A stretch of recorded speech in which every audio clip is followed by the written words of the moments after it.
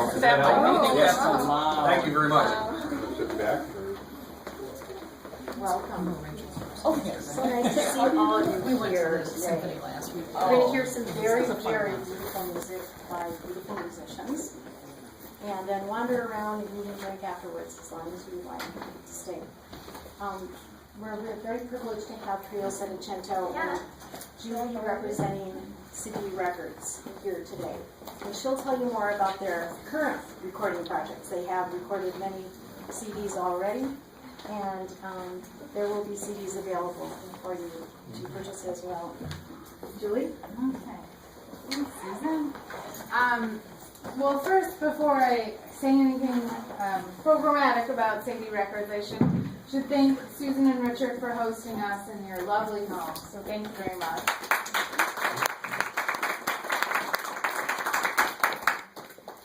Also, what I think is so special about today is that we're such an interesting mix of people. Sadie Records invited some guests, and I know Susan and Richard invited some guests, and the trio invited some. So it's a nice grouping of people, and so thank you all for being here. This idea actually came about because Rachel suggested it for us. Rachel is on our board of directors, and you'll hear from her in just a minute. Sadie Records is a nonprofit classical recording organization. We're a record label that records artists that are from the Chicago area. So Rachel suggested actually that we pull together a group of people as sort of a window into the recording process. They will be recording this repertoire that you're going to hear later in August. And to help them prepare, it's helpful to have an audience so that they can run through it and then listen back and sort of see what they'd like to change or what they were pleased with. So, Should you turn on the device? Oh. So Rachel actually suggested that we record it. So I'm glad I mentioned that because now they remember to record it. But as I mentioned, Sadie is a nonprofit record label. Rachel has recorded something like 16 CDs with us. David Schrader has recorded quite a few as well. So has John Mark. The three of them combined have recorded over 30 discs with Sadie Records, which in our 25 years we have released 150 discs. So the three artists before you comprise 20% of our catalog. We are, as I mentioned, going to be celebrating our 25th anniversary starting this fall. I would be remiss to leave out that we are going to have our annual benefit on Sunday, September 7th at the Cultural Center. And that'll be a special day. We also have, in celebration of our 25th anniversary, a sampler CD, which everyone can take a copy of. It's a 2-disc set that we created. This is a complimentary CD, and you can receive it at the door. And Rachel also has some CDs available with the box set of Trio Settecento's releases. So, but this is complimentary at the door, and it contains a track from each of our 25 years. So, so we're happy to share a little bit about what Sadie is about and offer you this opportunity to hear this really special repertoire. So, thank you for coming. Well, welcome everyone, and if anyone wants to, scooch around, bring a chair over there if you prefer that view, or swing around closer to there, or whatever is going to be good for you. Thank you so much for being here. As Julie mentioned, I am on the board of directors of Sadie Records, and not just because I'm an artist, but it's really a cause that I believe in as a patriotic Chicagoan, because what Sadie does is recording the work of world-class composers and performers from Chicago so that they can be enjoyed by audiences internationally as well as preserved for posterity. And the repertoire that appears on those albums ranges from new discoveries and neglected masterpieces to familiar favorites that might be presented with fresh interpretations or programmed in exciting and creative ways. This repertoire is something that is fairly well known to the violin world as far as it being, a very important set of works, but surprisingly underrepresented. There's actually only one other recording of this cycle of sonatas that has ever been made. They're massively long, in a good way. They're just very ambitious and structurally, beyond anything that had ever been done before they came along. And so because they're long, unlike our Handel sonatas recording, where we were able to put all of those sonatas onto one disc, this set of 12 sonatas will end up being a triple album, but worth it. And so consequently, we recorded half of it last summer, and we're going to record the other half in August.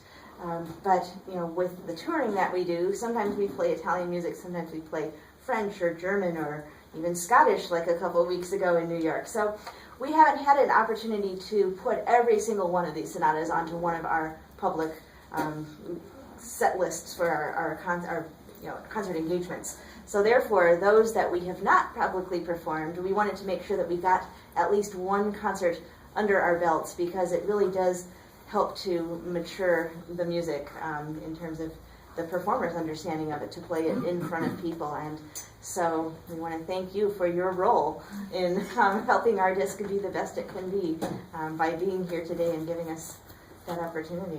And I'll just let John Mark tell you about the composer and what this set of sonatas is all about.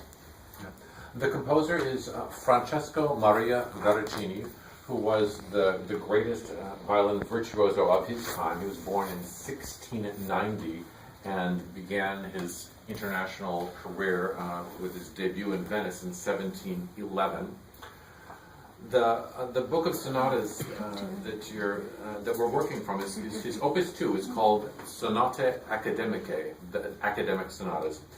They're called academic because they're not dry academic stuff in the sense of academic as we think of that word now. But Veracini was a Florentine. He was from Florence, and in Florence, an Academia would be a private concert or a soiree to discuss philosophy. It was something like that. So this is the kind of music that you could hear in a private concert, just like this one. Veracini was very, very interested in counterpoint. He was actually living at a time when the art of writing counterpoint and writing fugues was controversial. Some people were thinking of it as old-fashioned and something that we don't need to do anymore. Homophonic music, like one hears in the concertos of Vivaldi and the sonatas of Scarlatti, and in the works of Rameau, was becoming an important thing that people were doing, and people who were enjoying that music often thought that fugues, we didn't need to do this anymore. J.S. Bach, who actually worked for a time, Veracini worked very, very close to where Bach was. Veracini worked for a long time in Dresden, just a stone's throw from Leipzig, where Bach was at the time. Bach and Veracini shared this interest in continuing the tradition of counterpoint, of writing fugues. So when Veracini wrote this book of 12 sonatas, he includes in the book a sequence of pieces that he calls caprices. The caprices are essentially complicated two-voice fugues. So you'll hear in the three sonatas we're about to play 3 caprices, one in each sonata. These sonatas are also an homage to Arcangelo Corelli. Arcangelo Corelli in 1700 published a set of 12 sonatas, which is arguably the most influential publication of music in the 18th century. Every violinist studied it for 150 years. After its publication, it went through many, many, many editions. This music was transcribed for many, many, many instruments, and it was the model for what instrumentalists could do in a solo sonata for the entire remainder of the Baroque period. Veracini, it's been claimed he studied with Corelli. There's no actual record of that, but he certainly studied that book. And this, his own Opus 2 is his homage to Corelli's Opus 5. Each piece in this book has a parallel in Corelli's Opus 5. This book is arranged similarly to Corelli's Opus 5, with the first half being what are called church sonatas. So the fast movements are fugal, and the second half of the book is chamber sonatas. The fast movements are more dance-like. You'll be hearing today sonatas 4, 5, and 6. So these are the second half of the group of church sonatas. The first one you'll hear is the, number 4 in F. It has 4 movements, an allegro, a cotillion, which is also the 4th caprice in the set. So the cotillion is also a fugue, a largo, a slow movement, and the final movement is a minuet. The cotillion is a very, very interesting movement. It's both dance-inspired, as you get from the title, cotillion, and it's a fugue. The source of this dance is a complicated and interesting one.